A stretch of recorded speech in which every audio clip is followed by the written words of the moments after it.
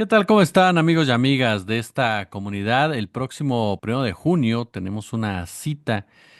para votar en las elecciones judiciales, pero ¿cómo han sido estas campañas? ¿Qué ha pasado con la equidad, con la transparencia, con el acceso a la información en todo este entorno digital que sin duda alguna es clave? Se ha convertido en algo clave por las mismas limitaciones que lanzó la autoridad electoral para los propios candidatos y candidatas. Bueno, yo quiero recomendarle de verdad el trabajo que están haciendo en la Universidad Nacional Autónoma de México a través precisamente del PUEX, en donde se está analizando a fondo todo esto y me parece que es determinante precisamente tener esta información cuando estamos a punto ya de entrar a lo que pues ya estamos en la recta final en realidad. Voy a platicar con el coordinador del área jurídica de Tlatelolco Labs, precisamente del PUEX, el señor Dardo Neubauer, buen amigo como siempre y un placer recibirlo. Miguel Dardo, ¿cómo estás?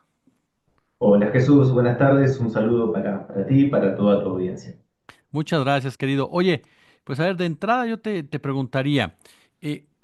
¿qué han encontrado ustedes en todo este trabajo que llevan a cabo en cuestión de la equidad, de la transparencia, de todo lo que se ha venido generando en esta elección en donde, como mencionábamos, lo digital se ha vuelto protagonista? Así es, como dices, el uso de las redes digitales ha ocupado un lugar totalmente preponderante en esta elección para los cargos de Poder Judicial, justamente derivado de lo que son los requisitos básicos emanados de la reforma constitucional y la ley electoral que no permite la publicidad paga ni en medios tradicionales ni en medios digitales, solamente contenidos orgánicos, lo que era un desafío muy importante y un punto interesante para analizar e investigar por cómo le iban a ser las personas candidatas. Y justamente en este contexto, sumado bueno, a lo que son los topes de gastos de campaña, empezamos con el equipo aquí de trabajo del Tlatelolco Lab a pensar un poco de cómo se estaba desarrollando esta elección, esta campaña, y bueno, propusimos una serie de recomendaciones hacia el INE y hacia las plataformas sobre cómo poder afinar, cómo poder darle más precisión a este marco regulatorio de plataformas en contextos electorales, que es también un proceso inédito, único en la historia, entonces también sabemos que tiene sus puntos flojos, pero reconociendo justamente la importancia de estos comicios. ¿Qué recomendaciones harían ustedes, querido? Nosotros principalmente enfocamos en que haya una contienda equitativa entre las personas candidatas que compitan por un mismo cargo. Entonces, lo que pensamos es que no pueden haber personas que porque dispongan mayor dinero puedan tener mayor exposición, y lo que vemos es importante que tanto el INE como las plataformas puedan llegar a convenios de colaboración que permitan, por un lado, la verificación de los perfiles de las personas candidatas. Quizás en lo que son los cargos de Suprema Corte es algo que no sucede o que no puede haber una vulneración a la identidad de un candidato, pero yendo a cargos más distritales, jueces de distrito, por ejemplo, puede ser que empiece una campaña sucia donde si no hay una verificación clara del perfil oficial de la persona candidata, puede ser un peligro para confundir a la ciudadanía. Lo que veíamos también es esta cuestión donde no se puede pagar propaganda, publicidad electoral en las redes sociales, que las autoridades pongan atención en estas formas de financiamiento tercerizado a través de influencers, a través de medios de comunicación que nacen de un día para otro y terminan la elección y desaparecen. Entonces, justamente de que esta prohibición se cumpla a rajatabla y que pueda tener un alcance más allá de la persona candidata, sino abordar el ecosistema que rodea a los candidatos, a las candidatas. Entonces, ahí creemos que hay un punto interesante, hasta inclusive hoy el tribunal, perdón, el INE se emitió un comunicado en contra de este tipo de campaña que está llevando adelante Yasmín Esquivel, la candidata. Entonces, es algo que lo pudimos divisar ya desde hace unas semanas y que lo planteamos en estas recomendaciones. Otro punto interesante, por ejemplo, también que están en las recomendaciones es cómo hacer respetar la veda electoral en un contexto digital. Eso es un desafío que ha existido en otras campañas o en otras elecciones, como la del año pasado, donde surgen estas personas con reconocimiento público y que en el medio de la veda mandan una historia de Instagram o un TikTok diciendo apoyo a tal persona, cuando eso es una violación clara a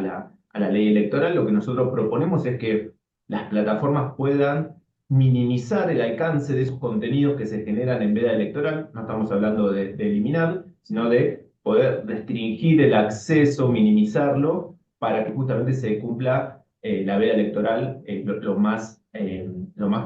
preciso posible. También, por ejemplo, contenido que haya sido subido en fechas que no era todavía tiempo de veda, sean justamente delimitados su alcance en tiempos de veda. Eso también es un punto que es interesante de señalar y que para cumplirlo se necesita el trabajo coordinado entre autoridades y plataformas. Acá lo que vemos es que no tiene que haber una cuestión de solamente una autoridad estatal la que regule, sino también un trabajo coordinado con las plataformas para hacer cumplir esta ley electoral. Y también, por otro lado, lo que proponemos es, como otra recomendación para esta elección o para futuras también elecciones, es ampliar la biblioteca digital de trayectorias judiciales, la plataforma Conóceles, hacia conocimiento mucho más preciso de las personas candidatas. Vemos que en esta plataforma solamente hay una información curricular, cuando empezaron en el Poder Judicial o dónde se formaron, artículos académicos publicados, pero creo que la ciudadanía necesita conocer aún más sobre controversias, fallos judiciales, que puedan adquirir justamente un conocimiento sobre a qué personas han representado en determinado momento de su carrera judicial como abogados, abogadas. Entonces creemos que esa biblioteca merece fortalecerse para que la ciudadanía tenga la mayor cantidad de herramientas para conocer a quienes van a votar.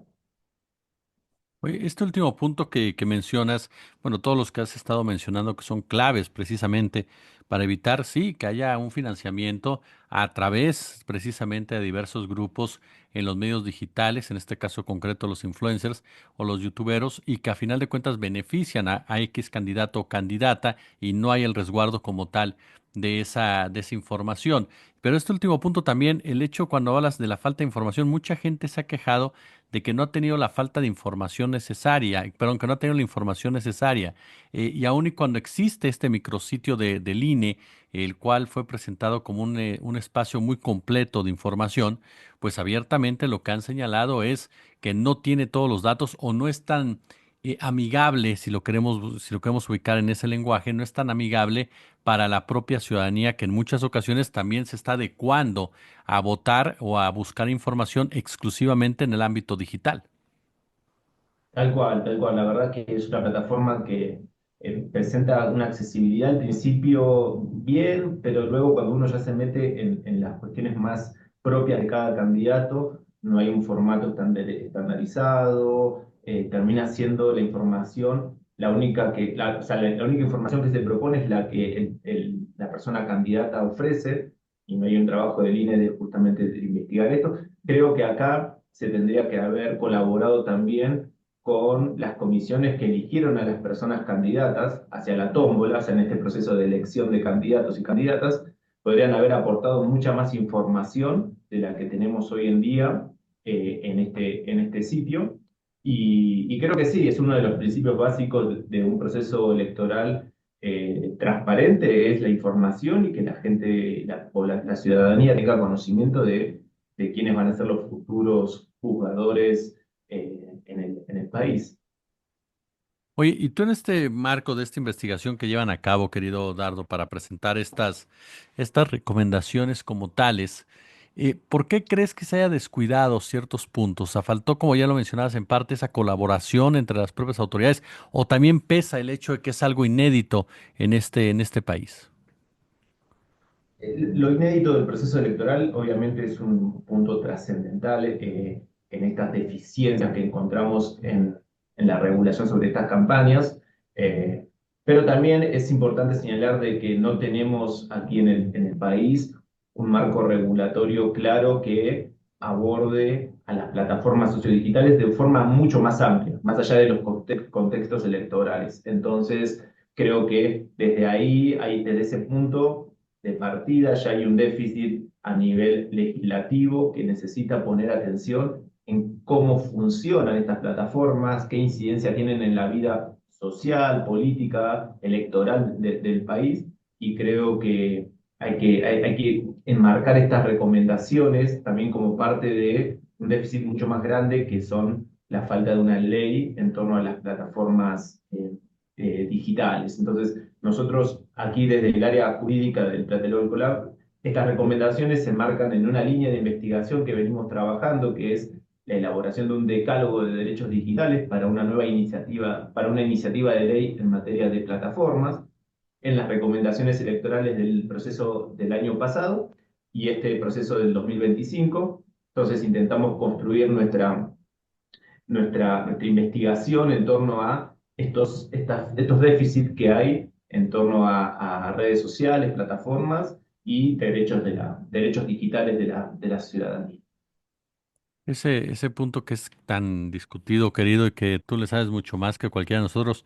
esos derechos por parte de la gente, porque también al toparse con el área digital, pues tú lo sabes mejor que yo, el área digital también está llena de las famosas falsas noticias o fake news, como algunos les dicen, las campañas de desinformación, y es muy fácil de repente que un candidato o candidata caiga o a favor o en contra, ¿no? O en el uso o en el recibir este tipo de ataques y que se quedan a final de cuentas entre la ciudadanía, que se puede quedar con una idea vaga o bien errónea, a favor o en contra de un candidato, ya sea que lo enaltezcan o la enaltezcan, o bien, ¿no? Que todo lo contrario. ¿Sí? O que se ataque a un contrincante justamente generando falsas propuestas, falsas ideas de una persona con la que se va a contender y eso también termina a veces volcando la balanza hacia un interés por sobre otro y eso en cierta medida o en gran medida afecta justamente los procesos democráticos que en última instancia es lo que desde aquí, desde el PUEX, queremos justamente evitar que se elijan a lo que la gente quiera, o sea, que los que lleguen en este caso, a ministros, ministras, magistrados, jueces, sea de la decisión de la voluntad popular. Oye, querido, esta plataforma, ¿dónde la puede encontrar la gente? ¿Dónde la puede revisar la gente? Esta plataforma, estas recomendaciones, las pueden encontrar en el portal del PUEX, que es puex.unam.mx, y también en las redes sociales del Programa Universitario de Estudios sobre Democracia, Justicia y Sociedad. Es un documento, un PDF, que hay una versión, un resumen ejecutivo de unas 6 cuartillas, para quien no quiere leer tanto, y después está el informe más completo, que es de 26 cuartillas que tiene, bueno, justamente una justificación mucho más sólida de estas propuestas que desarrollamos. Oye, finalmente, querido, en parte también, este tema de la tercerización de la propaganda electoral, ¿es similar a lo que se hace en televisión o aquí encontraron ustedes que es con una mayor intensidad, perdóname? Aquí lo que nosotros encontramos es que se utiliza justamente este proceso de saltar el vínculo entre la persona candidata y la plataforma para que haya un intermediario a través del cual se financia la campaña o se financia determinadas publicaciones o publicidades electorales en las redes sociodigitales. Entonces, por ejemplo, si uno va a la biblioteca de anuncios de Meta, que es pública, y uno puede ver la publicidad paga con fines electorales, uno puede encontrar mucha información sobre ciertos candidatos, candidatas, y donde uno dice, y sobre todo con notas a modo muchas veces, que no es una nota informativa sobre un acontecimiento, sino muchas veces entrevistas a modo, y es ahí donde uno dice, ahí hay un déficit regulatorio sobre cómo poder controlar esa tercerización de la publicidad. Y es donde también pedimos que se ponga atención para que haya un piso parejo para todas las personas candidatas en respeto a lo que señala la ley.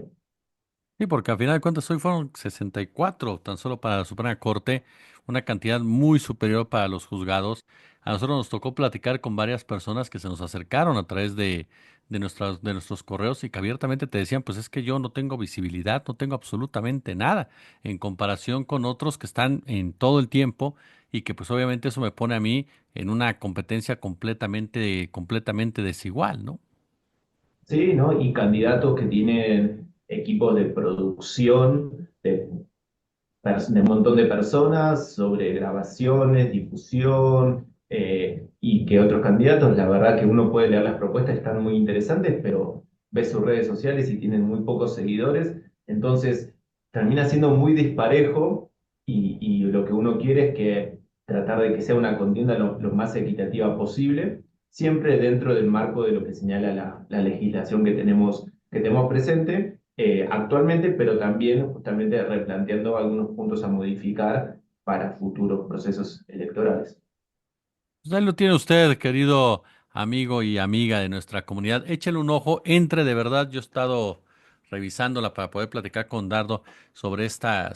serie de recomendaciones. De verdad que nos ayudan muchísimo a entender mucho más de lo que significa este proceso, a acceder a mayor información en un momento dado para poderlo mejorando en muchos sentidos. Así que de verdad no lo deje pasar en el marco de estas elecciones. Muchísimas gracias, mi querido Dardo Neubauer, coordinador del área jurídica de Tlatelolco Labs. Muchísimas gracias, de verdad, querido, por platicar con nosotros. Gracias a ti, Jesús, por estos minutos de contar nuestro trabajo y bueno, te mando un saludo muy grande.